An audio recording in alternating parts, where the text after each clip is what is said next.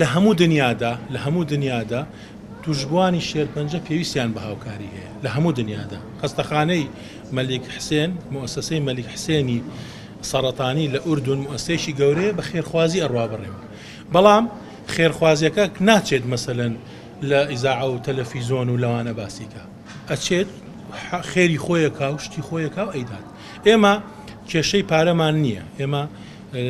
سندوقی بەرکەوت بڵین سندوقی کۆمەکی شێرپەنجەمان هەیە و حکومەت پارەی هەیە و ئەو گرفتەش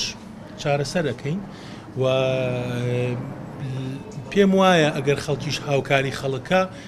پێویست ناکات باسی کاو لە ئیزاعە و لە تەلەڤیزۆن و لەوانەیە بۆی نەبێت بە مادەیەکی سیاسی، لەبەرەوە هەر کەسێک خێرەکە هەر کەسێک پارە ئەدا بە نەک نەخۆشوانی شێرپەنجە و نەخۆشانی تریش و خەڵکی ئەو خەڵکەی خوا پێی داوە خێرەکە و پارە ئەدا بۆ خەڵکەی کە خوا پێی نەداوە پێویست ناکات بچێت لە ئیزاعە و تەلەڤیزۆن باسیکە و بۆی خێرەکەی باشتر بێ و باشتر بۆی بنووسێت.